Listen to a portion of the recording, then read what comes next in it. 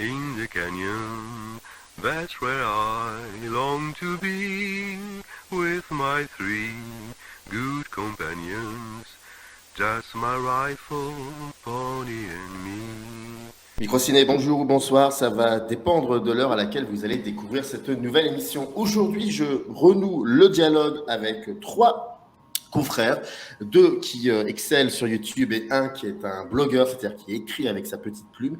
Ils étaient déjà venus pour nous parler du cinquantenaire, enfin du 50e anniversaire du film Le Parrain, c'était le 2 mars 2022. Il y avait aussi un quatrième larron, La Passion du comédien présente Aka Cédric, qui ne peut pas être là malheureusement pour des problèmes logistiques et on le salue passionnément. En tout cas, ce sera pour la prochaine fois. Et aujourd'hui, donc, Artopolis, Redouane et Joseph Ali reviennent pour discuter avec moi, entre nous, d'un film important qui s'appelle Elvis, tout simplement, signé Baz Luhrmann, cinéaste aussi important, on en parlera certainement. Le film est sorti il y a quelques jours déjà de cela et c'était une idée, on savait qu'on allait se retrouver pour parler d'un autre film, et là, pour le coup, Elvis, c'est une belle occasion. Leurs liens, c'est-à-dire les chaînes YouTube qu'ils animent, sont dans le descriptif. Artopolis, vous le trouverez. Bon, Redouane, pas encore, incessamment sous peu, on va dire ça comme ça. Et puis, Joseph Ali a un blog qui s'appelle La vie du connard. Vous allez tout voir sur son site. Voilà, c'est quelqu'un qui a une subjectivité assez étonnante et je vous recommande d'aller voir ça, d'aller fureter et même, pourquoi pas, de lui dire ce que vous pensez aussi de ces papiers. Je sais que c'est quelqu'un qui est très à l'écoute. Messieurs, merci beaucoup d'être là. Comment allez-vous ? Bien. Très bien. Ouais. Nickel. On va commencer d'emblée. Je vais vous poser une simple question. Juste une simple question. Si vous deviez décrire ce film en un mot, un ou voire deux mots, ce serait lesquels exactement ? La chute. Produit de son époque. Beau. Court. Alors, on va pas tergiverser, on va pas tourner autour du pot. Moi, c'est très important que je sache d'emblée ce que vous avez pensé du film. Donc, Artopolis, si tu veux bien commencer, est-ce que tu l'as vu déjà une seule fois, plusieurs fois ? Et puis surtout, quand tu es sorti de la salle, quelles ont été tes sensations ?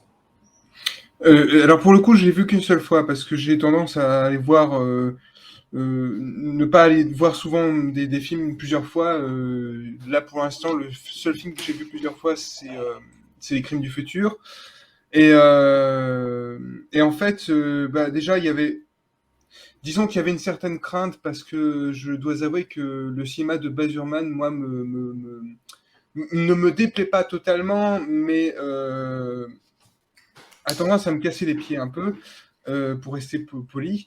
Et en fait, moi, je pense tout de même que le fait de parler d'Elvis aujourd'hui pouvait être intéressant, parce que Elvis, c'est quand même un symbole, c'est même plus qu'un artiste, c'est devenu un symbole d'une certaine Amérique, des États-Unis, mais même de l'Amérique de manière globale, et même du monde entier, parce que Elvis, quand même, c'est connu à travers le monde, au point que ça a eu un impact musical sur la France, puisqu'on avait fait un live, tu t'en souviens, sur Johnny Hallyday, qui est quand même une sorte de fils spirituel avec d'autres artistes français d'Elvis.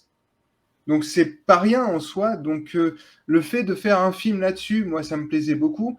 Et je dois avouer que je suis sorti du film en étant assez surpris parce que bon, déjà, par contre, au début c'était un peu compliqué parce que c'est vrai que cette espèce de montage faussement surcut qui tente de faire du Tony Scott sous acide, ça ne me plaisait pas tellement, c'était un peu chiant, ça n'avait pas tellement lieu d'être, surtout. Enfin, je trouve, je sais ce que veut faire le cinéaste, je le vois, c'est une question de sensation, parce que c'est ça. Pourquoi est-ce qu'on surcut les choses ? C'est pour créer des sensations. C'est ce que fait Tony Scott dans son cinéma, ou encore Michael Bay.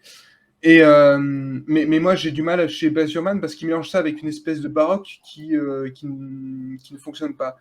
Et pourtant, il y a un moment où le film commence à totalement me cueillir, et finalement, je suis totalement dedans. Je suis assez surpris quand même de voir un film qui construit tout son propos, toute sa narration autour d'un antagoniste. donc autour du mal, en fait.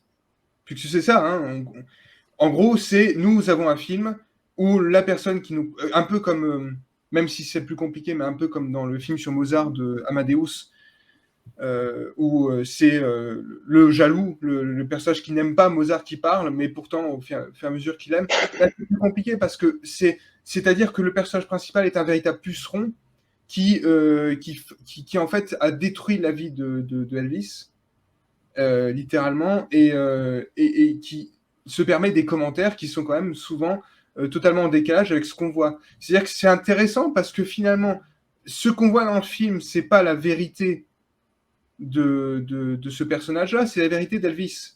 Donc la vérité d'Elvis entre en collusion avec ce personnage un peu faustien, c'est pour ça. D'ailleurs, j'avais une discussion sur Twitter qui était intéressante, c'est ce film est un peu un héritier de Phantom of the Paradise en soi, parce qu'on a un film qui montre l'entertainment dans la musique, comment l'entertainment est une espèce de créature malfaisante qui se fout totalement de l'art. Hein. Les musiques d'Elvis, d'ailleurs, le personnage, je le dis lui-même, je n'aime pas la musique, je ne connais rien à la musique. C'est juste un connard qui est là pour se servir d'Elvis pour éponger ses dettes de jeu. C'est quand même assez médiocre.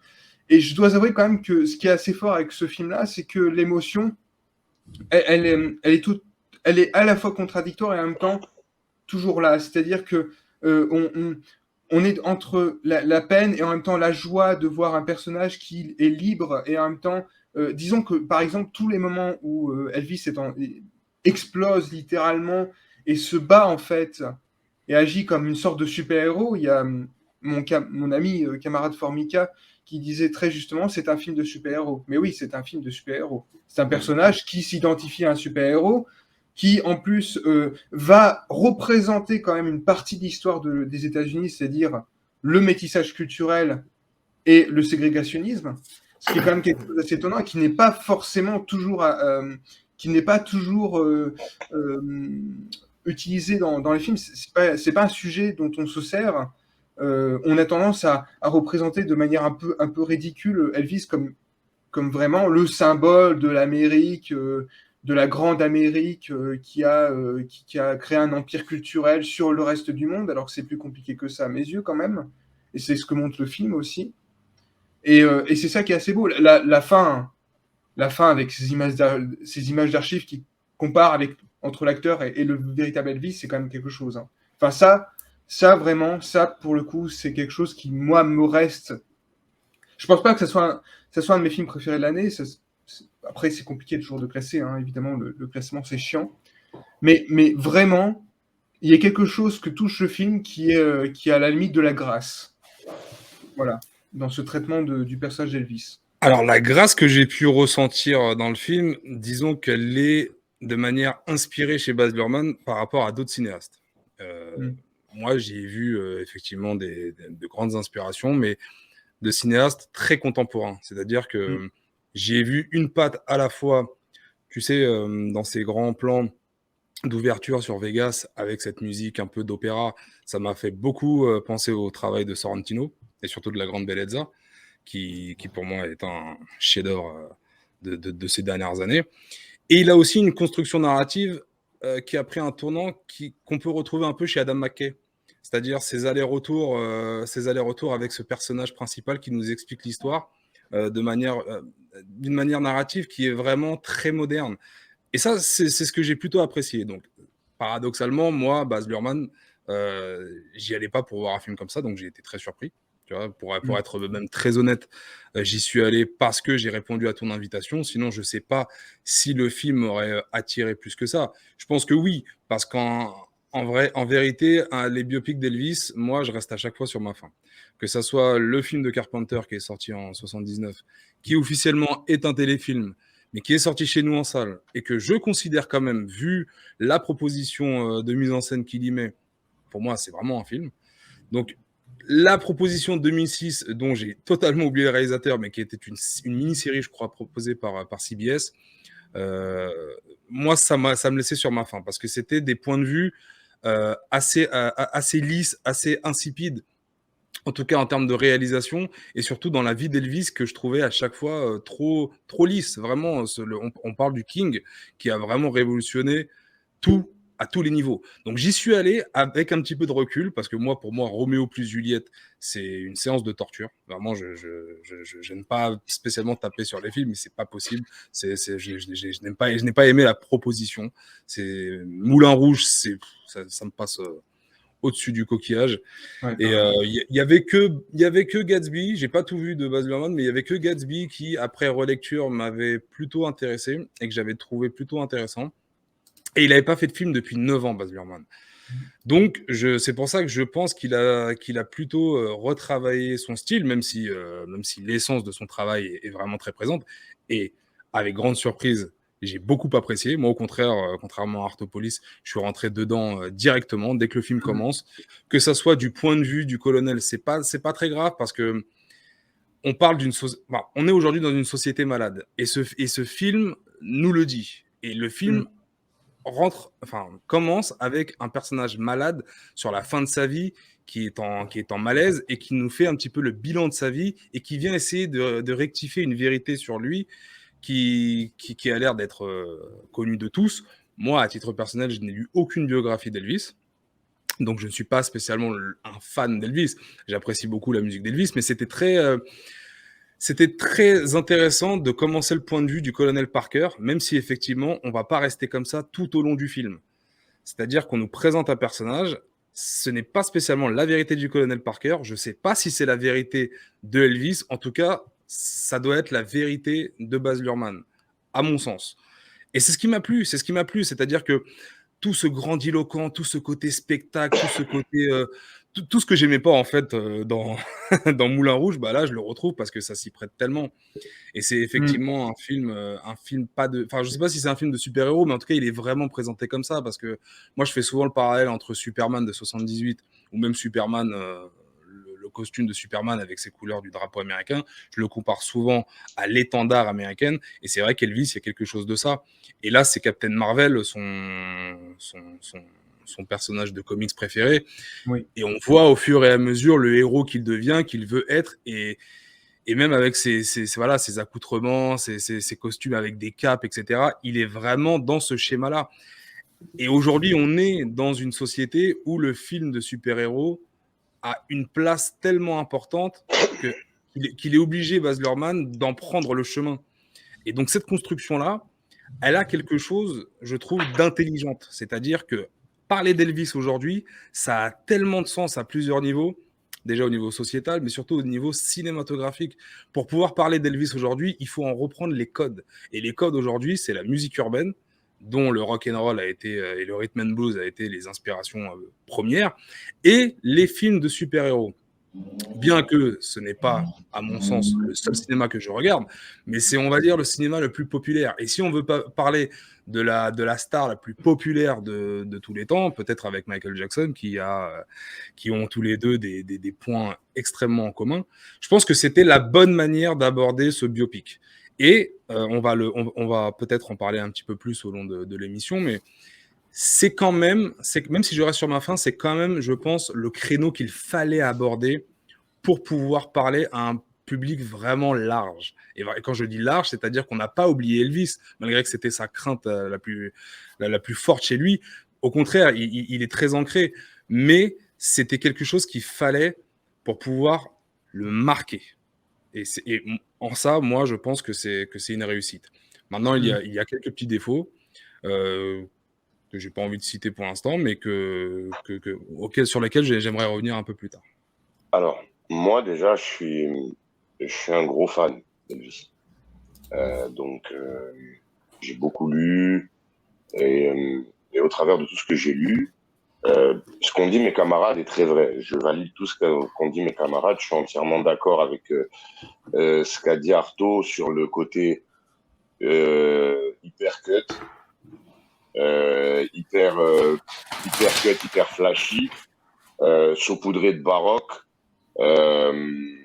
C'est vrai que avec la narration du colonel derrière, un peu excessive, c'est vrai qu'au début, moi, les 10 premières minutes ou les 15 premières minutes, En fait, la photographie me plaisait, la proposition photographique me plaisait, mais en termes de mélange, de cocktail, de mise en scène, au tout début, j'étais pas bien. Je regardais la photo et tout. Et le problème de Elvis, et là, c'est le fan qui va te parler, c'est qu'en fait, toute sa vie, du jour de sa naissance jusqu'au jour de son décès, c'est des films. C'est-à-dire que tu peux tourner un film d'horreur avec sa naissance et le jumeau décédé, tu peux tourner des trucs de fou, tu peux tourner des drames. Avec des moments de la vie d'Elvis adulte, star, tu peux tourner des comédies burlesques. Parce qu'il y a des moments où on est dans le ridicule dans sa vie. En fait, tu peux aborder la vie d'Elvis. Si tu veux, c'est pour ça que je vous ai dit que c'est beau mais court.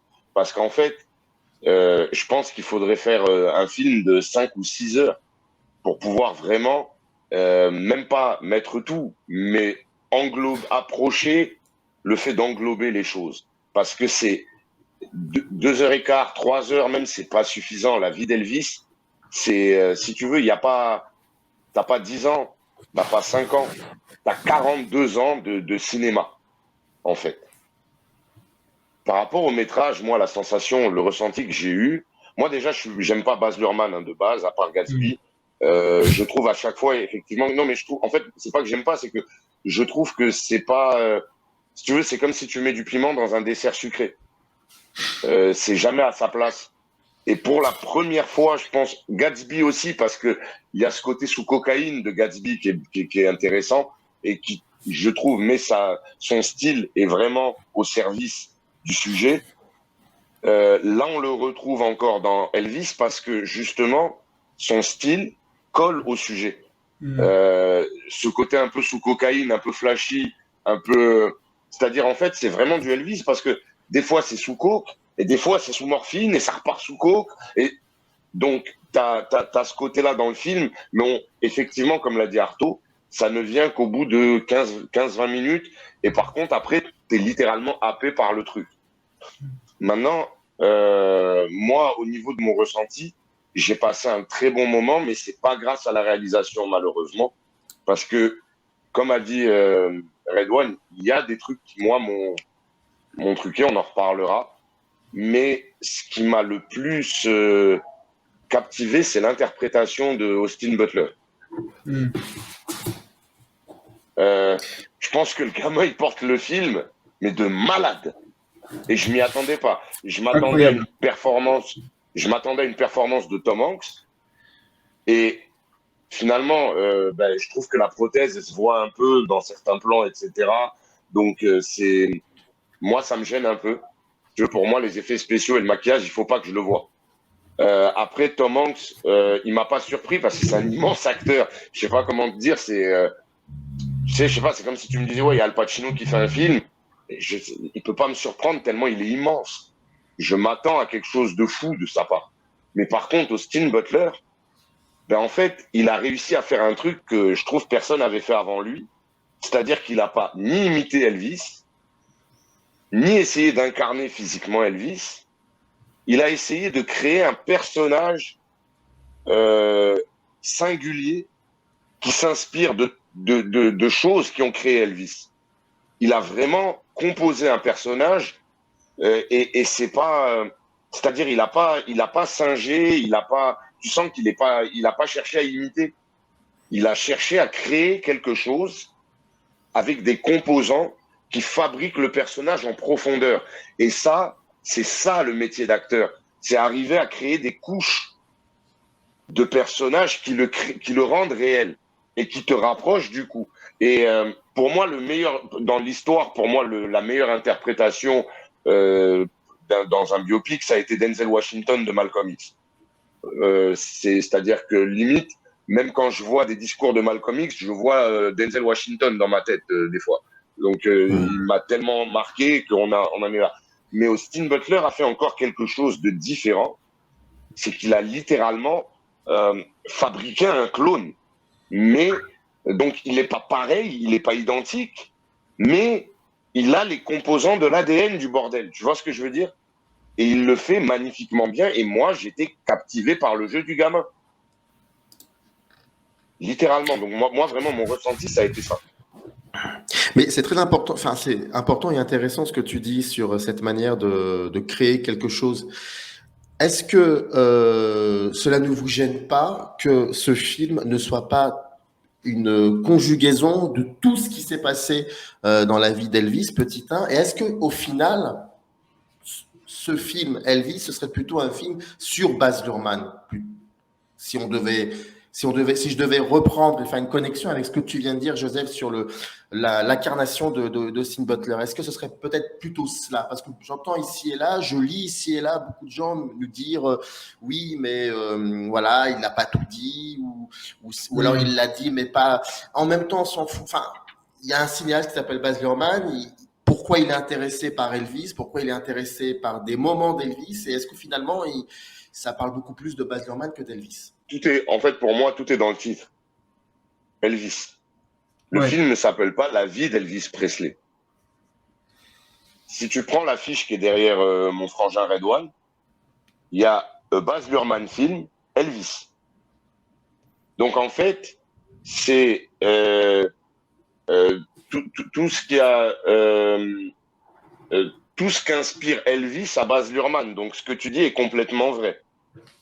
Parce que effectivement, si tu es féru de biographies, de choses comme ça d'Elvis, ben, j'ai envie de te dire, tu dois être à 25% de la vie d'Elvis là-dedans. On survole chaque passage. Je te donne un exemple tout con.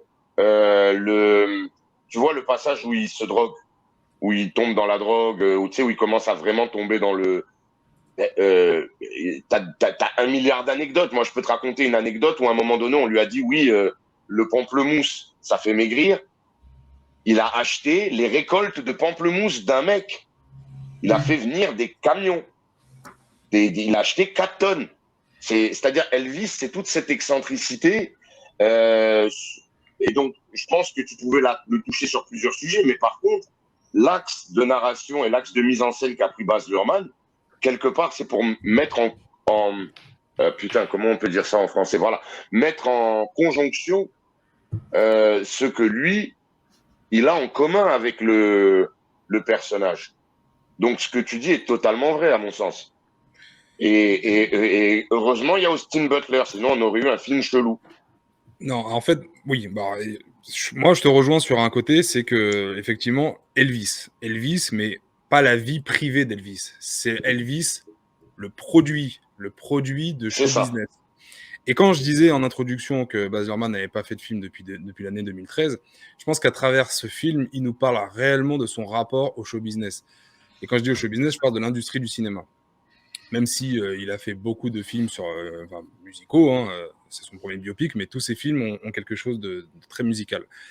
Mais là, en l'occurrence, il est même pas américain, Baz Luhrmann, il est australien. Donc, on peut se demander pourquoi un Australien voudrait parler d'une figure de l'Amérique, d'une icône américaine, même quasiment l'Amérique elle-même. Surtout que Elvis représente l'Amérique des années 50, à de très grands niveaux, que ce soit cinématographique ou même géographique. Mais, il représente la grande Amérique. Hein. Oui, non, mais pour moi, c'est ça. C'est-à-dire que là, on voit le point de vue du colonel parce que le colonel a créé et a détruit Elvis au même titre qu'Elvis a créé le colonel, parce que le colonel avait une vie privée, avait une vie très mystérieuse. C'est pour ça que dans le film de Carpenter, qui est sorti à peine 2 ans après la mort d'Elvis, où c'était encore tout chaud, le colonel n'a pas une place si extravagante, et c'est surtout que c'est caché, parce que ça a mis beaucoup d'années à ce qu'il y ait des révélations et à ce qu'il y ait des livres sur lui, d'ailleurs qu'il le fait dire par Tom Hanks en introduction.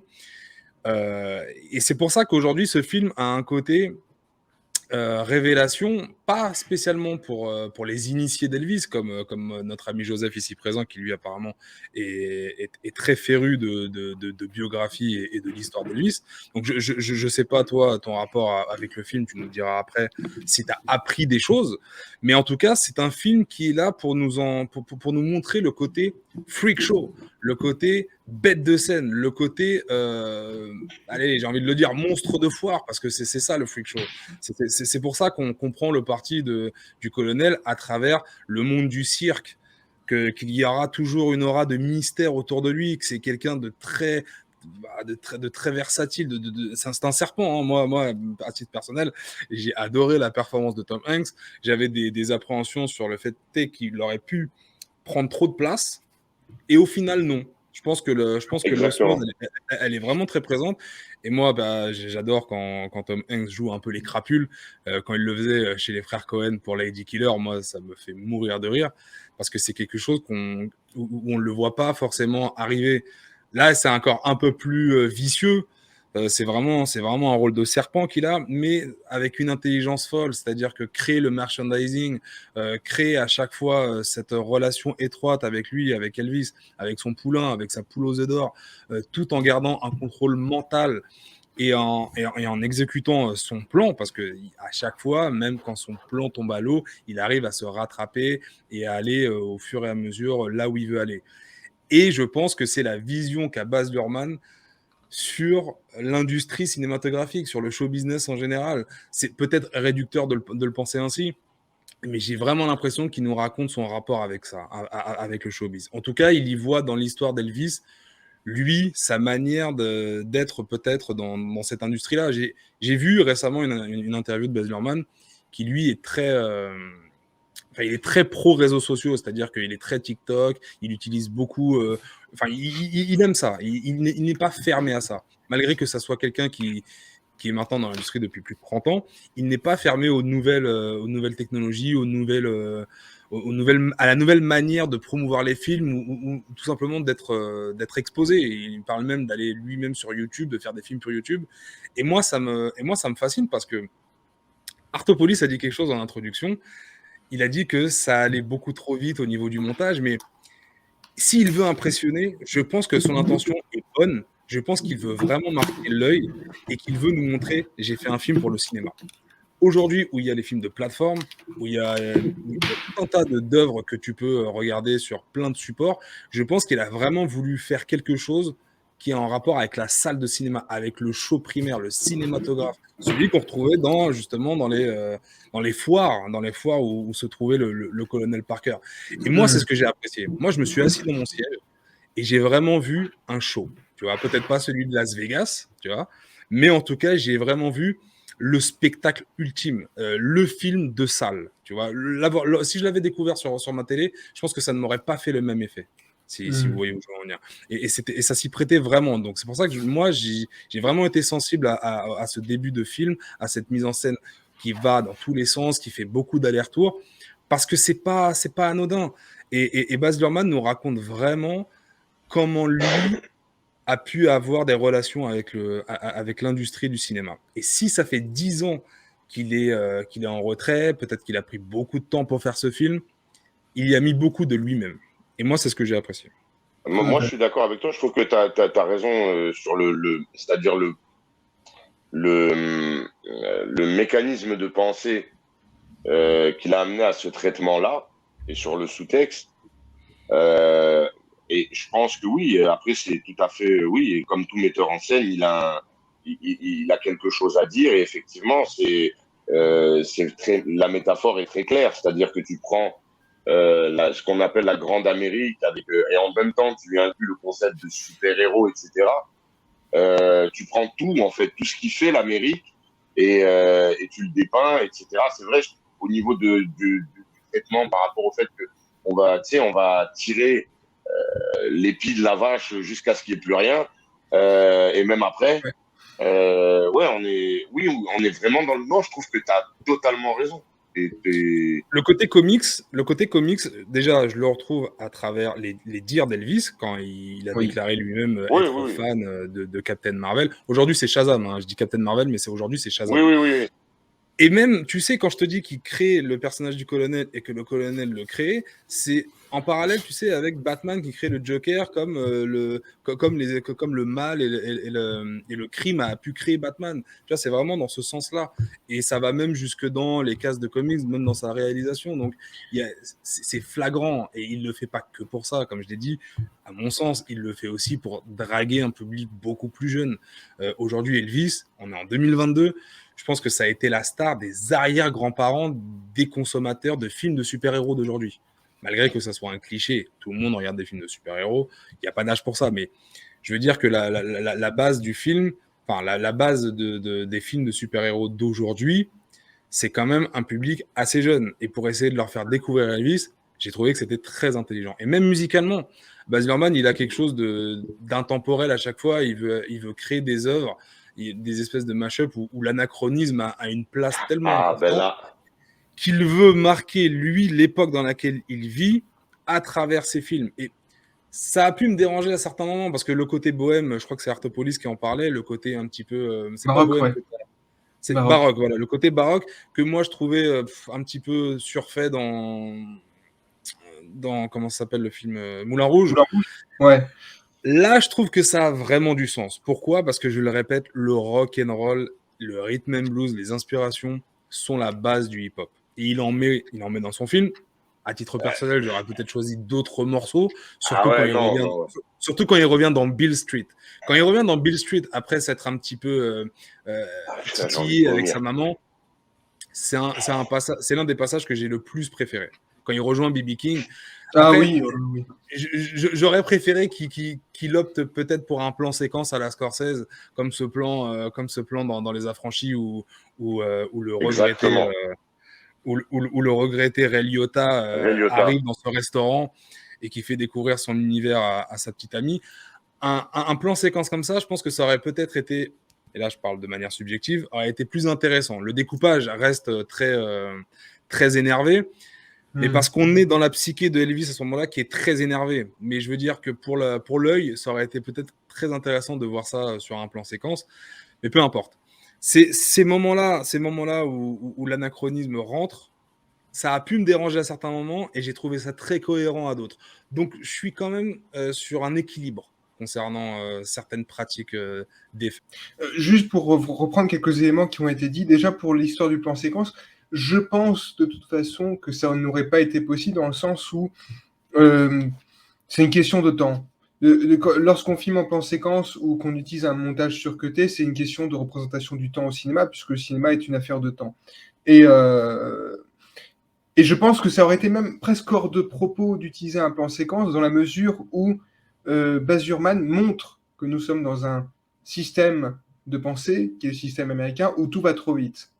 Et on a même dans la succession des événements historiques dans le film, tout va trop vite. Et d'ailleurs, c'est ce que Elvis s'en rend même lui-même compte de ça parce qu'il se rend compte que tout le monde autour de lui disparaît. Et c'est ça qui est intéressant dans le film, c'est-à-dire que on voit à chaque fois les réactions. Martin Luther King s'est fait tuer. C'est qui après on a Bobby Kennedy. On a Kennedy, voilà, qui est assassiné. Et à chaque fois, il y a toujours ce truc assez étonnant de temps qui passe trop vite. Ce qui peut décontenancer d'ailleurs, parce que c'est vrai que, après, c'est un truc propre à Luhrmann, c'est ce montage un peu surcoté qui, moi, ne me pose pas de problème, parce que j'adore Peckinpah, par exemple, et Peckinpah, c'est un cinéaste qui a fait un film où il y a 1000 plans en 30 minutes, donc voilà, c'est quand même... mais je pense que, moi, le problème que j'ai avec Luhrmann, c'est que toujours, j'ai toujours l'impression que cette affaire de montage est purement cosmétique et pas une question d'émotion. J'ai l'impression que c'est de la publicité en fait, et moi ça me gêne. C'est-à-dire que c'est un cinéaste qui vient à la publicité, je crois aussi, hein, comme tous ces grands cinéastes modernes que sont Tony Scott, Alan Parker, Ridley Scott et Zack Snyder.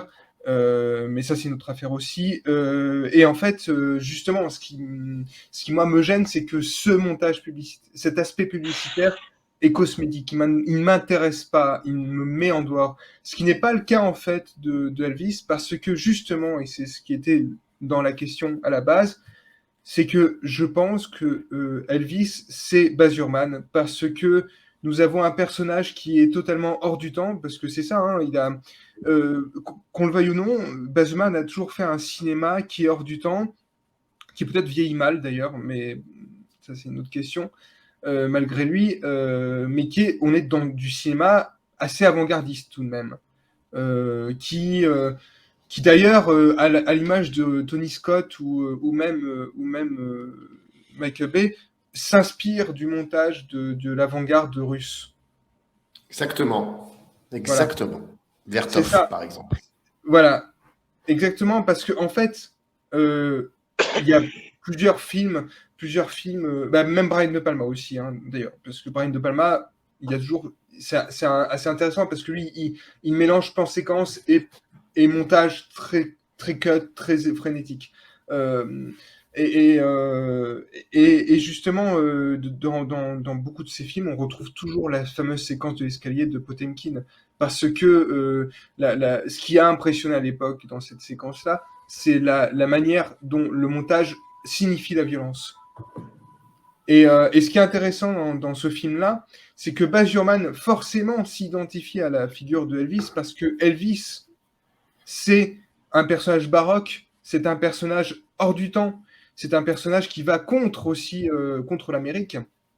Et d'où l'intérêt qu'un cinéaste australien parle de l'Amérique d'aujourd'hui. D'ailleurs, on remarque quand même que beaucoup de grands cinéastes modernes qui parlent le mieux des États-Unis, c'est des cinéastes qui ne sont pas d'origine des États-Unis. Shyamalan, qui est le plus grand cinéaste américain actuel, c'est un cinéaste qui vient d'Inde à la base. Ridley Scott est un cinéaste anglais. Tony Scott aussi était un cinéaste anglais. Il parlait très bien des États-Unis. C'est quand même assez fou de se rendre compte que finalement tous ces films qui sont faits à la chaîne, qui sont les films Marvel, qui reprennent des films de super-héros, qui sont faits souvent par des cinéastes justement natifs américains ou australiens, ou ça dépend, mais en tout cas, le créateur du MCU, c'est pas les cinéastes, c'est Kevin Feige, et je crois que Kevin Feige est américain. Ce sont des films qui reviennent en arrière, qui remettent des valeurs en place complètement décédées, qui sont les valeurs du reaganisme. C'est des films morts, c'est des films morts-nés, c'est des films qu'on oubliera en fait, c'est des films qui sont faits pour être morts. Donc voilà, et là, ce qui est intéressant, c'est qu'on a Elvis, personnage dont on se sert comme figure de super-héros. Et d'ailleurs, il y a ce fameux plan où il est en contre-plongée, où on le voit avec les mains comme un super-héros en fait, hein, dans cette fameuse séquence de gospel. Et c'est pour ça que, à mon sens, Baz Luhrmann forcément s'y identifie, parce que Baz Luhrmann revient après 9 ans. Baz Luhrmann fait le constat aussi d'un milieu artistique, politique qui a changé entre-temps, où on a des valeurs complètement arriérées qui reviennent. Là, récemment, on a les États-Unis qui ont fait un choix horrible de bannir le droit à l'avortement, etc. On a quand même un pays qui est en train de mourir. Hein. Voilà, littéralement, c'est un pays qui est en train de tomber, qui va peut-être donner naissance à quelque chose de nouveau, on ne sait pas. Et on a quand même ça dans le film, parce qu'on a l'hybridation aussi.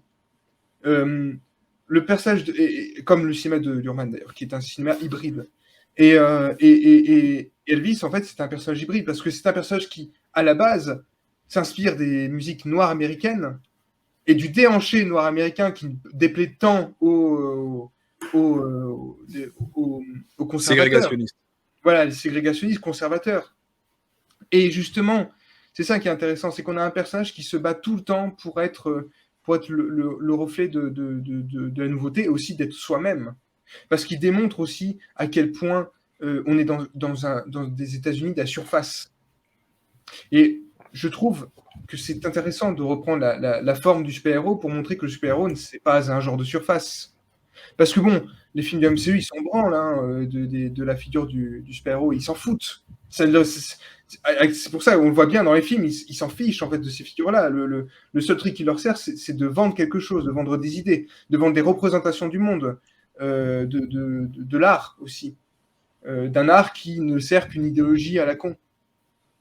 Après, je suis pas là pour juger une idéologie. D'ailleurs, c'est intéressant de replacer ça dans le champ politique. Mais Elvis, qui est en fait un contrepoint, en quelque sorte, du super-héros moderne, qui est un personnage qui est complètement hors du temps, qui n'est pas un symbole des États-Unis. En fait, Elvis n'est que lui-même, finalement. Et c'est ce qu'on lui reproche, d'être lui-même. Est-ce que la manière que, et là la question, je vous la pose à tous les trois, bien évidemment, est-ce que la manière qu'a Baz Luhrmann d'écouter la musique et de la filmer, est-ce qu'elle signifie aussi cette Amérique enfin, cette cohabitation au sein de cette Amérique qui a toujours été assez permanente, à savoir d'un côté le consumérisme, le capitalisme, et de l'autre des artistes qui essayent tout simplement d'exister à travers leur art. Et donc, il y a d'un côté le colonel Parker, et puis ensuite, tu as Elvis de cela. Et donc, ça reprend souvent les deux facettes de cette Amérique. Et la manière qu'il a, lui, Luhrmann, de filmer la musique, est-ce que c'est une manière aussi de montrer ces deux aspects? Bah oui, complètement. C'est-à-dire, t'as d'un côté, comme tu dis, la manière avec laquelle il filme, le côté un peu euphorique de la musique, cette façon qu'il a d'aborder, j'aime pas dire, oui, on va dire innocent entre guillemets, de la musique. Tu vois, quand il rentre dans le club de rhythm and blues et tout ça, euh, là, en fait, on est dans la pure sensation. Mm. Et le plan d'après, ben, on est avec ou la séquence d'après, on va être avec le colonel qui lui explique, bon, ben, on va essayer de mettre en place un show de Noël, tu vois.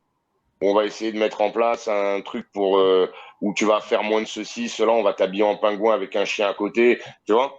Euh, donc, on est vraiment complètement dans ce que tu dis, c'est-à-dire on est euh, d'un côté, ben, l'artiste qui représente en fait la liberté de s'exprimer à partir du moment où ça fait plaisir aux gens qui sont venus t'entendre, ben, et te regarder, ben, il y a ça. Mais il y a le côté marketing de la chose. Et c'est pour ça que ce soit raconté avec le point de vue du colonel Parker de cette façon-là, c'est-à-dire raconté par le colonel Parker, mais avec le point de vue de Baz Luhrmann, on va dire, ben, je trouve que oui, ça donne complètement de sens à ce que tu dis, et sa façon de filmer la musique, elle est totalement là-dedans.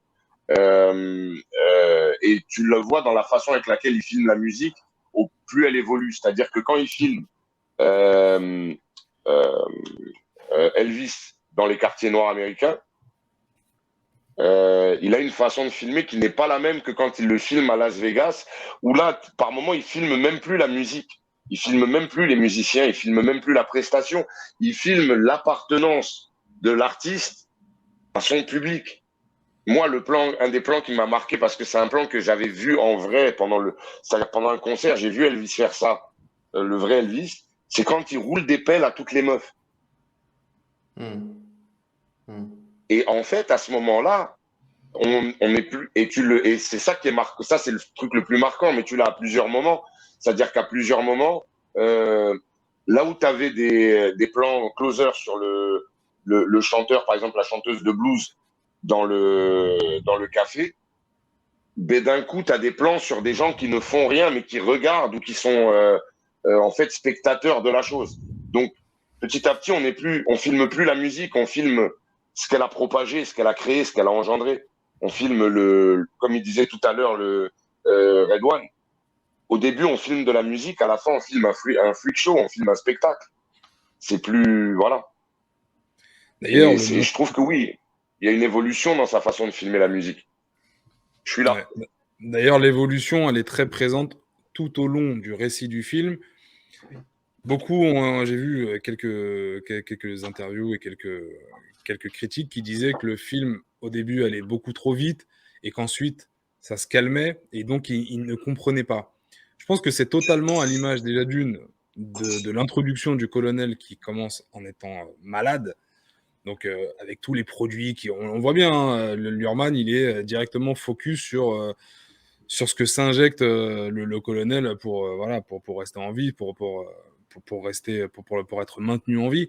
Et je pense que c'est totalement en adéquation avec le récit qui commence de manière frénétique parce qu'on est à Las Vegas, donc on est sur la fin de sa vie. On y voit même quelques briefs quelques flash forward de quelques moments qui vont arriver un peu plus tard dans le film.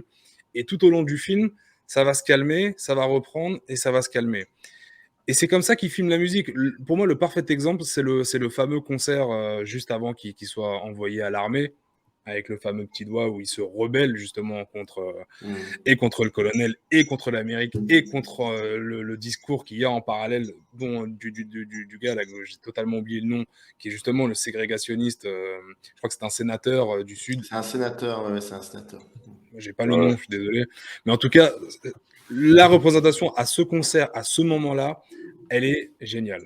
Parce que déjà, ça montre le côté rebelle, rock'n'roll, et surtout, ça fait sens avec ce que lui disait B.B. King juste avant par rapport à son rapport à l'industrie. Et justement, Joseph a cité le show à la télévision avec le costume de pingouin, avec le chien qui était totalement un truc qui était à l'antipode d'Elvis. Et j'adore sa manière de faire dire à Elvis pourquoi je n'ai pas été prévenu. J'aurais pu anticiper et faire un sketch. Donc tu vois vraiment que le gars était multicasquette et qu'il en avait sous le coude. Mais pour en revenir à ce fameux concert, tout est là. Le rapport au public, son rapport à l'Amérique, la manière de Baz Luhrmann de filmer et de capturer ces moments-là avec même des bruits d'objectifs qui, à ce moment-là, capturent le moment et captent totalement l'impact qu'aura Elvis sur cette Amérique-là. C'est tellement fort à ce moment du film et à ce moment de l'histoire qu'il est obligé d'être envoyé à l'armée, d'être caché sous le tapis. Parce qu'il représente quelque chose qui a fait peur à chaque fois dans cette histoire de l'Amérique, qu'on verra après avec Martin Luther King, avec Malcolm X, avec même Mohamed Ali, Sam Cooke, toutes ces icônes qui ont eu un impact si fort sur l'Amérique, mais après ça peut même aller jusqu'à Tupac, etc. Tous ces artistes ou ces sportifs qui avaient une mentale et un discours tellement positif pour faire du bien à cette Amérique, pour la faire évoluer dans le bon sens, que l'autorité a dû prendre peur et a dû les stopper dans l'œuf. Et c'est pour ça que la musique, elle est filmée de cette manière-là. Elle est d'abord frénésique, d'accord ? Elle est avec ces moments de gospel. D'ailleurs, j'ai apprécié cette introduction où on ne voit pas beaucoup Elvis d'un coup. Il est filmé de dos. Il nous fait attendre comme la rockstar qu'il était. Quand on est le public, on attend. Il y a encore le rideau à ce moment-là. Et puis j'aime ces passages où le colonel nous dicte sa manière de voir avec la lune, il revient, ses allers-retours avec justement, c'était comment s'appelait cet artiste où justement il est It's Alright Mama, le premier qui a chanté ça.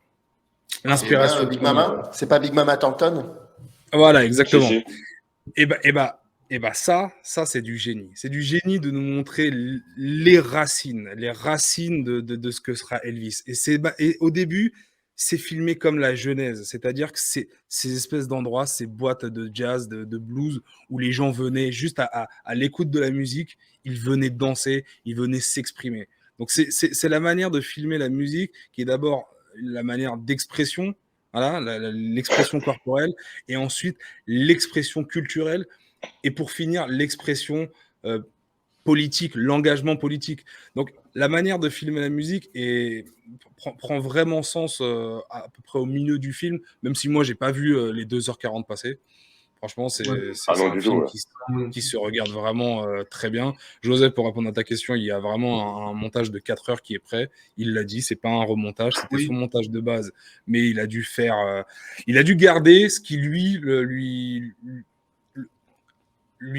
touchait le plus, c'est-à-dire qui l'intéressait le plus sur ces 2h40. Maintenant, la monture de 4 heures, elle sera un petit peu plus large, et surtout, elle va un petit peu plus nous régaler sur ce qui, moi, me manquait, c'est-à-dire tous les travers qu'a pu avoir Elvis au fur et à mesure de sa vie, et notamment vers la fin de sa vie, les 5 dernières années de sa vie, c'est-à-dire les 7 dernières années de sa vie, toute la partie intense à Vegas. Et même cette partie musicale-là, où Elvis a eu un renouveau, il a fait un retour aux racines, et ben moi j'aime comment Baz Luhrmann le montre, parce qu'à un moment donné, si vous vous rappelez dans le film, à ce moment-là, on a un espèce de à l'écran, une espèce de case, de bulle, hein, qui rappelle le comics, où on voit justement le Elvis du début, où on voit le Elvis de Vegas, et au milieu, on a ce fameux artiste qui a été son inspiration première. Je suis désolé, j'oublie à chaque fois le nom, Big Mama. Ah non, ça c'est. Non, Big Mama Thornton, c'est une femme. Donc là, c'est autre chose. Non, pas Big Mama Thornton, pardon. Crowd. Tu parles de... Comment s'appelait Crowd, cet artiste? Le guitariste qui. C'est le split screen. Le split screen qui fait justement avec le Elvis jeune, Elvis à Vegas, et au milieu, il nous met cet artiste. Je l'ai noté quelque part. Après, le truc dans les choix pour lesquels a opté Baz Luhrmann, sur ce qui est des influences, voilà. En fait, juste pour compléter ce que dit Redouane, complémenter, il a choisi une version. Mais il faut savoir une chose, c'est que la vie d'Elvis, que Dieu me pardonne, mais c'est un peu comme la vie des prophètes. T'as plein de versions différentes qui ont été racontées. Et au niveau des influences musicales, sérieusement, Elvis, il a été influencé par tellement de musique que voilà. Mais après, oui, effectivement, moi, ce que j'ai beaucoup aimé aussi, et je rejoins Redouane dans cette façon de faire, c'est qu'il avait, si tu veux, on te montre bien l'évolution. Et moi, par exemple, tu vois, toi, il y a le côté, le personnage qui change avec le début, etc. Moi, en fait, ce qui m'a choqué, c'est le personnage qui change avec son monde. C'est-à-dire que les décennies qu'il a traversées, ben en fait, t'as des Elvis différents par décennie. C'est-à-dire que t'as le Elvis du début, comme tu dis, t'as le Elvis du... Et en fait, c'est un Elvis qui correspond au monde dans lequel il vit. Exactement. C'est-à-dire que c'est vraiment c'est-à-dire que limite, si Elvis, il n'était pas mort, ben t'aurais eu un Elvis des années 90, ma gueule. Je sais pas ça aurait été quoi, mais ça aurait été encore un autre truc. Mais il n'y a que lui qui peut le faire. Et tu vois, tout à l'heure, tu disais, c'est un peu à l'instar de Michael Jackson. Moi, je suis un fan de Michael Jackson. J'ai eu la chance de voir Michael Jackson en live, le Dangerous Tour. Mais honnêtement, dans le monde, t'as plein de Michael, t'as des Michael Jordan, t'auras jamais un autre Elvis, frère. Dieu a créé Elvis, frère. C'est un concept qui est autre. Et quand j'en reparle avec vous, là, ce que tu viens de dire, moi, ce qui me marque le plus dans ce qu'il a montré, c'est qu'en fait, c'est comme si tu avais eu des réincarnations de la même personne dans des décennies différentes et qui sont à l'image du monde dans lequel il arrive. C'est voilà. Surtout dans le rapport au show business. C'est le Jésus de l'Amérique, mon frère. Surtout dans le rapport au show business. Et ce que je voulais dire par là, c'est que je voulais rejoindre Artopolis sur le côté publicité. Quand je disais en introduction que je définissais le film par produit de son époque, c'est ce que tu viens de dire, Joseph. Produit du show business, produit de quelqu'un. Et effectivement, il a chaque fois traversé les décennies en étant cette espèce d'étendard. Et même quand il se fait dépasser par des groupes qui viennent d'Angleterre, comme les Beatles, comme les Rolling Stones, et que lui, ça l'impacte, et sur son image, et sur sa musique, et qu'en parallèle, effectivement, il voit toutes ces personnalités qui décèdent. Même Millie Jackson, quand il repense à Millie Jackson, qui lui dit « Viens faire des concerts, etc. » Mais c'est trop tard, elle est décédée entre-temps, c'est le temps qui passe. Elvis, c'est un produit où, dans le sens où je veux dire qu'il a représenté tellement d'époques alors qu'il n'a vécu que 42 ans, dont 20 ans dans l'industrie. Et c'est tellement criant de vérité de voir sa musique. En fait, la musique, elle est utilisée dans le film, pas trop à l'excès, parce qu'on connaît tous ses musiques. Même si on n'est pas fan d'Elvis, on l'a entendu dans une publicité, on l'a entendu dans les films. Comme Joseph a dit, sa vie à lui, c'est un film, on pourrait faire 1000 genres, ça passerait bien, mais on peut se faire une culture avec Elvis rien qu'en étant cinéphile, rien qu'en étant un enfant de la télé. La télévision a utilisé à multiples reprises la musique d'Elvis. Elvis, il a marqué le temps sur ça. C'est-à-dire qu'on entend une musique d'Elvis, ça va forcément nous faire penser à un passage dans notre vie, à une œuvre, à un art, à un style, à quelque chose de vestimentaire, à un personnage d'un film. Le King a été cité beaucoup plus de fois dans les films, dans les œuvres d'autres réalisateurs ou même d'autres acteurs que dans ses films à lui, j'ai l'impression. Moi, je ne suis pas un aficionados de la filmographie d'Elvis en tant qu'acteur, mais j'ai l'impression qu'il a plus impacté le cinéma en général à travers sa musique qu'à travers ses propres films à lui, malgré que la moitié des musiques aient été intégrées dans ses films. Parce qu'Hollywood ne voulait pas d'un Elvis acteur, il voulait le phénomène de foire dans leurs films. Donc c'est hyper intéressant. Et effectivement, la société dans laquelle on est, en tout cas dans laquelle les États-Unis sont, est tellement en déclin que le parallèle avec la fin des années 60 est trop proche. Je pense à cette séquence où ils se donnent rendez-vous au panneau Hollywood avec ces nouveaux, avec ces nouvelles personnes, ces nouveaux, pas agents, mais on va dire ces espèces de managers qui vont lui donner une nouvelle image, qui se donnent pour but de relancer un nouvel Elvis. Ce qu'il dit sur Hollywood à ce moment-là, c'est Baz Luhrmann qui nous le dit. C'est-à-dire qu'il dit, si ma mémoire est bonne, il dit quand je suis arrivé ici à Hollywood, c'était beau, c'était flamboyant. Il parle du panneau Hollywoodland. Il dit j'aimais venir me recueillir ici. Tu vois déjà que le panneau à ce moment-là est totalement détruit. Il a totalement été bouffé. Il est totalement en train de devenir voilà quoi. C'est une image forte, hein. C'est une image très très forte, ce panneau Hollywood, surtout comment lui est placé devant et comment il en parle. Il dit qu'aujourd'hui ça change, que l'industrie change, qu'il ne comprend plus la société dans laquelle il est, et c'est totalement celle dans laquelle on est aujourd'hui et celle dans laquelle Baz Luhrmann évolue. Et il a fait que des films Hollywood, principalement je crois, en tout cas de ces 20 dernières années. Donc il est totalement lui-même un produit, peut-être qu'il s'est senti à un moment donné de sa carrière un produit hollywoodien.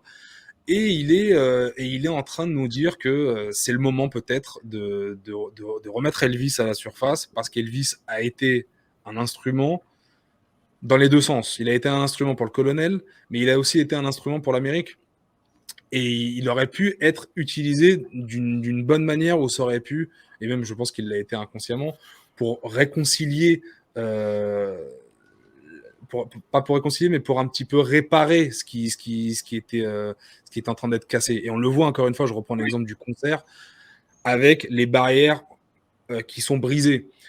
C'est-à-dire qu'on est dans les années 50, d'un côté, il y a les Noirs, et il y a d'un côté le public blanc. Et les deux ne doivent pas se séparer. Mais la musique d'Elvis va faire se rapprocher, va les faire se rencontrer, va les faire casser les barrières, ce qui va provoquer une émeute. Et on revient un petit peu dans ce schéma-là aujourd'hui aux États-Unis. C'est-à-dire qu'il y a vraiment une dichotomie avec ce qu'on vit, avec ce côté civil rights qui est très très fort ces dernières années, ces mouvements Black Lives Matter. Tout ce qui ne va pas entre les Afro-Américains et l'héritage et le côté conservateur aux États-Unis d'aujourd'hui, bah, on sent bien que Baz Luhrmann nous dit la boucle est en train de refaire un tour, quoi. Et c'est en ça que la musique, elle est tellement évidente et que le message est tellement fort. Juste revenir sur... parce que là, pour le coup, tout le monde est unanime. La fin du film, tous, en tout cas, j'ai pas entendu pour l'instant quelqu'un me dire le contraire, mais c'est juste magnifique. Et moi, je me pose cette question.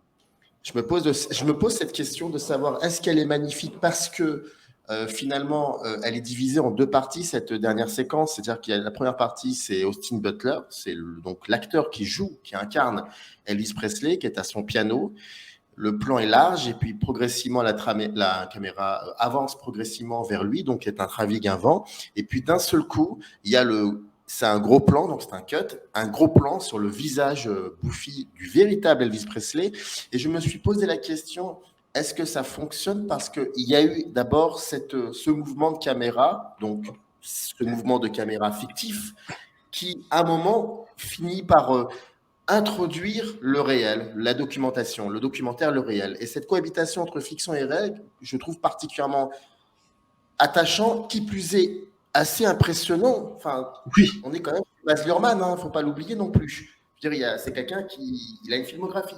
Et je me suis dit, est-ce que ce moment-là, cette manière de juste faire cohabiter ces deux aspects avec un simple mouvement de caméra et un cut, est-ce que c'est ça qui crée quelque chose et c'est pour Luhrmann une manière de finir un peu en apothéose? Déjà, bon, pour l'entertainment, de toute façon, oui, c'est sûr, parce que ce film-là, en plus d'être véritablement cette idée-là où il y a Baz qui nous dit « Viens, je vais t'emmener derrière, à l'arrière, ce que tu ne vois pas. » Voilà, c'est les coulisses de l'Amérique aussi, parce que c'est vrai que c'est cette espèce de cohabitation entre industrie et art. D'ailleurs, moi, c'est toujours le problème que j'ai eu avec cette vision du cinéma des Américains, mais qui est la leur, qui est tout de même respectable, c'est de plutôt mettre en avant le caractère d'artisan que d'auteur. D'ailleurs, nous avons des critiques de cinéma en France qui essayent de remettre au goût du jour cette dimension d'artisanat en France, qui est quelque chose que je rejette personnellement profondément.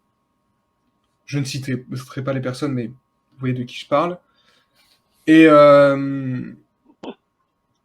c'est intéressant de voir quand même que le film de Baz Luhrmann, c'est ça, c'est-à-dire qu'on a un véritable artiste, et comme vous le disiez tout à l'heure, Joseph et Redouane, on se rend compte en fait des moments où il aime chanter, où il n'aime pas chanter. Les derniers moments dans l'International, on se rend compte qu'en fait, il est à bout, quoi. Et c'est pour ça, et d'ailleurs, ça va permettre de répondre à la deuxième question, c'est pour ça qu'en fait, cette dernière séquence avec ce mouvement de caméra, évidemment, de toute façon, lorsqu'une séquence ou un film est exceptionnel, on ne peut rien enlever. C'est simple, hein. Chaque chose est à sa place. Si un film, il n'y a même les impuretés, les aspérités du film, il faut qu'elles soient là. Moi, je m'en fous totalement qu'un film soit parfait. Je préfère largement un mouvement dégueulasse de caméra que... D'ailleurs, c'est peut-être ce qui ne fonctionne pas dans la MCU. Ils sont tellement obsédés par la perfection. Il y a quand même une espèce d'obsession totalement débile de ne pas représenter, par exemple, les incohérences. Mais on s'en fout, en fait. Les incohérences, si elles sont là, c'est qu'elles sont là, en fait. Elles ont le mérite d'être là. Elles doivent être là. Il ne faut pas les enlever. Après, on va critiquer le film pour ça. Moi, personnellement, ce n'est pas quelque chose qui me tient à cœur. Et justement, quand on voit cette dernière séquence dans Elvis, ce qui est incroyable, c'est juste qu'il y a cette cohabitation entre le cinéma et la réalité. Et ça renvoie à ce que disait le philosophe Bergson. L'art, en fait, c'est la meilleure représentation de la réalité. On dit souvent que l'art, c'est du faux, ça sert à rien.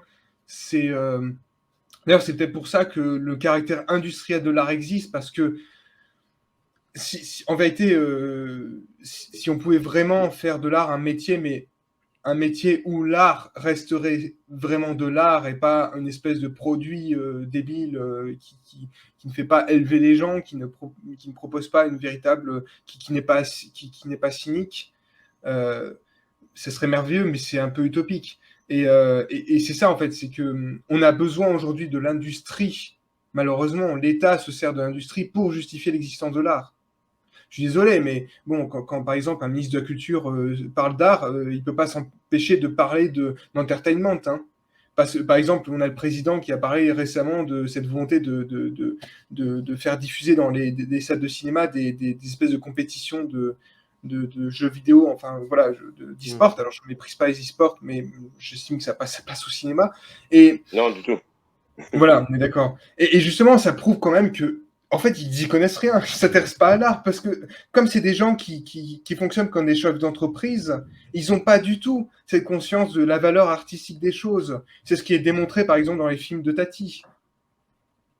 Et en fait, on le voit bien dans le film de Baz Luhrmann, que ces gens-là n'ont pas la conscience de la valeur de l'art. Ça ne les touche pas, le personnage de Tom Hanks, il n'est pas touché par la musique. Il s'en fout, en fait. Ce qui le touche, lui, c'est parce qu'il se rend compte que le déhanché et c'est la caméra qui le dit elle-même, le déhanché d'Elvis fait tomber les filles. chose que beaucoup de gens n'arrivent pas. D'ailleurs, j'ai l'impression quand même que ce que dit le film, c'est que tout simplement, les personnes qui n'aiment pas Elvis sont des personnes qui sont jaloux parce que eux, ils ont une vie ennuyeuse. Ils impressionnent pas les filles, en fait, c'est tout. C'est vraiment ça. Ils sont dans une espèce de réflexion machiste, de jalousie, qui fait que on est vraiment dans un truc un peu bas. Mais on se rend compte au fur et à mesure que Elvis, c'était pas que son déhanché, c'est pas que ça. C'est une capacité tout de même à parler de la société à travers sa musique.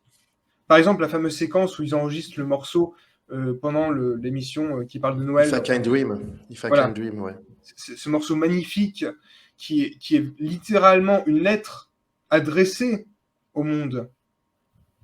Donc, c'est un morceau, en fait, qui dénote parce que c'est un morceau qui n'est pas pensé par l'entertainment. C'est un morceau qui est en désaccord avec l'argent. Parce que c'est un morceau qui est à contre-temps. C'est comme dans la musique. Et puis c'est un morceau qui naît soudainement oui. de quelque chose qui venait d'arriver. Donc, ça n'a pas été prémédité. C'est quelque chose qui prend appui sur le réel, quoi. Samir, moi je pense de toute façon, et je parle en tant qu'aspirant artiste, je pense que les plus belles choses sortent de l'impulsivité. Parce que moi, je dois être honnête, quand je fais des films, j'écris un scénario qui fait 2 pages, je n'ai pas de plan de tournage, je n'écris pas les plans, je fais ça sur place. Parce que j'estime que c'est comme ça que je capture la vérité. C'est pas en préparant à l'avance. Après, moi, j'ai pas de problème avec les gens qui préparent à l'avance, mais Shyamalan, par exemple, est quelqu'un qui joue sur le storyboard, mais c'est encore autre chose, ça. Mais je ne suis pas en accord avec le contrôle. Lorsqu'il y a du contrôle sur une œuvre d'art, ça devient un produit. Par exemple, quand on travaille dans une usine, il y a une fiche, un cahier des charges que l'on doit respecter. Si on se trompe, on est dans la merde. Voilà, si on se trompe, en fait, la machine, elle explose, littéralement. Par exemple, si moi, je mets telle pièce dans un autre endroit que celui qui est prévu, que je range mal, que j'oublie du scotch le client va pas être content, donc ça casse tout. Parce que, en fait, dans l'artisanat, il n'y a pas d'art. C'est simple, c'est pas du mépris, hein. Je méprise pas l'artisanat, j'ai énormément de respect pour le travail. Mais là, l'œuvre d'art, c'est quand même différent. Et c'est ce que démontre le film. Et parce que, en fait, le film montre même les coulisses de la fabrication d'un morceau, de la musique. Quand il fabrique ce morceau avec les musiciens, tout ça, il n'y a pas de partition. Il n'a pas une partition. C'est juste parce qu'il donne des consignes, en fait. Il joue avec son oreille. On se rend compte qu'en fait, on va pas écrire la musique. On va pas noter on va pas être dans les règles. Il est jamais dans les règles, en fait. Il est totalement en dehors des règles. Ça se voit même dans son accoutrement. Il est totalement en dehors de tout. Et c'est comme ça que les grands artistes existent.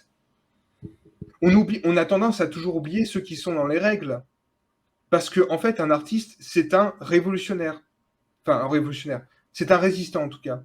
C'est quelqu'un qui résiste. C'est pour ça, moi, ça me fait toujours marrer les espèces de crétins d'extrême droite qui te disent « Oh, mais il faudrait qu'on revienne à l'art classique, qu'on fasse des bustes, qu'on arrête l'art dégénéré, l'art contemporain, parce que l'art contemporain, c'est nul. » Mais c'est des gens qui ne comprennent rien à l'art, en fait. C'est simple. Voilà, je ne vais pas m'attirer des amis en disant ça, mais c'est la vérité. L'art n'est pas fait pour être... Quand je vois, par exemple, ces gens qui fabriquent des bustes de Nietzsche ou je ne sais pas quoi... petite référence à un génocide, enfin Antoine Goya du coup qui en a parlé, mais quand il fabrique ses bustes et qui sous une vision complètement formatée de l'art, qui est une vision qu'on retrouve dans le film, hein, en fait. Parce que ces espèces de chants de Noël qui n'ont aucun intérêt, qu'est-ce qu'il en a à faire, en fait tout l'aspect entertainment de vente de jouets sur le visage de Elvis, ça ne l'intéresse pas, on s'en rend compte. Ça l'amuse. Mais c'est pas ça qui l'anime. Ce qui l'anime, c'est de faire de l'art, c'est de chanter. Voilà, c'est ça qui te fait vivre, en fait. Et c'est pour ça que cette fin, elle est formidable. Parce que même dans la mort, il continue à chanter. On le voit en train de mourir, hein, littéralement, cette séquence formidable d'image d'archives. D'ailleurs, souvent, l'image d'archives au cinéma, c'est quelque chose. Hein. Quand on sert... J'ai vu il y a récemment le documentaire Get Back, le montage Rooftop, qui était un remontage d'images d'archives, c'est incroyable. Et ça, c'est quand même... On comprend que là, il y a un moment où on est devant un moment historique. Sa femme, elle le dit à un moment donné. Le seul moment où t'es vivant, où t'es heureux, c'est quand t'es en train de chanter, en fait. En fait, t'es sur scène, et après, t'es un fantôme, et après, t'es sur scène. Et donc voilà, le seul moment où il vit à la fin, parce que le seul moment où l'artiste va vivre, c'est quand il peut être l'artiste. Le reste du temps, il veut même pas être là. C'est pour ça qu'on ne peut qu'être en désaccord avec la fameuse fable de La Fontaine, la cigale et la fourmi, parce que même si la cigale, on la moque parce qu'elle chante tout le temps, la fourmi, elle s'ennuie peut-être un peu. Et moi, je pense que Elvis, ce qui est formidable, c'est qu'il ne s'ennuie pas. Ouais, j'aimerais dire que Baz Luhrmann a vraiment un regard très intéressant sur l'Amérique, parce que c'est peut-être moi qui extrapole, mais à un certain moment donné du film, comme vous venez juste de le dire, Elvis est pris dans un engrenage. Il se sent vivant que quand il est sur scène, et c'est ce qui va le tuer à petit feu. Et pour ça, le colonel a trouvé un stratagème d'enfermement, comme il le dit, dans une espèce de cage dorée. Et j'ai vraiment l'impression d'y voir l'Amérique qui brille uniquement quand elle est en conflit, quand elle est en guerre, etc. Donc, ce qui représenterait peut-être la scène. Et à ce moment-là du film, on voit le colonel qui commence à lui trouver des supercheries, de menaces envers sa personne, qui joue sur sa paranoïa pour maintenir un certain contrôle. Et ça me rappelle beaucoup cette société dans laquelle on est, où plusieurs pays, plusieurs gouvernements ont utilisé ça à plusieurs reprises dans l'histoire, c'est-à-dire de faire pression et d'instaurer la peur chez les citoyens pour essayer de maintenir le contrôle. Et c'est ça, en fait, tout le point de vue qu'il a sur le show business, c'est qu'une question de contrôle. Et moi, ça m'a parlé. Donc, on n'a pas eu le temps d'évoquer tous les points négatifs, et c'est peut-être pas important, parce qu'on aura peut-être une version de 4 heures qui va régler ça, principalement sur l'addiction, sur les drogues, parce que le montage s'y prête, le film s'y prête, et j'ai trop peu vu de noirceur chez Elvis. Malgré qu'il ait eu une réputation de quelqu'un de généreux avec un grand cœur, il a quand même eu des périodes assez noires dans sa vie. Même les côtés avec Priscilla, j'ai trouvé ça un petit peu lisse. C'est un petit peu dommage. J'espère encore une fois que le director's cut va régler ça. Mais c'est un film qui est vachement plus intéressant que ce qu'on peut penser au premier visionnage. J'encourage vraiment les gens à aller le voir. Peut-être même à le revoir une fois sorti en Blu-ray, parce que ça en dit beaucoup sur la société d'aujourd'hui. J'ai été très surpris sur ça. Je suis pas spécialement sensible au cinéma de Baz Luhrmann. Il prend le parti de nous parler du produit Elvis, et pas de Elvis dans sa vie privée, pas de Aaron Presley. Mais peut-être qu'un jour, on aura un biopic qui mélangera un petit peu les deux. En attendant, on peut s'y retrouver chez Carpenter ou d'autres reportages et documentaires. Donc, c'est vachement intéressant. Et merci d'avoir donné l'occasion d'en parler. Je ne pensais pas avoir eu l'envie comme ça d'en parler et d'évoquer Elvis. Mais voilà, merci. C'était très intéressant. Artopolis, Redouane et Joseph Ali qui sont donc venus pour nous parler un peu comme ça d'Elvis. Il y a encore beaucoup de choses à dire. Je vous invite à aller voir le film ou le revoir. N'hésitez pas, si vous le souhaitez, alimenter les commentaires de cette vidéo. En tout cas, on y répondra avec plaisir. Et moi, je suis persuadé que Arto, Redouane, Joseph Ali et Cédric aussi, qu'on salue, viendront une troisième fois pour parler d'un autre film. J'en suis vraiment persuadé. Ah oui. Merci à vous trois. En tout cas, c'était un plaisir de merci vous à toi et à tous. Et d'ici là, je vous souhaite d'agréables vacances estivales si vous avez la chance d'aller en vacances. En tout cas, on se retrouve à la rentrée pour une autre émission sur un autre film. Oui. C'est sûr et certain. Merci à vous trois. Avec en tout cas. Plaisir. Merci à tous. Au revoir. Merci à toi. In the canyon, that's where I long to be, with my 3 good companions, just my rifle, pony and me.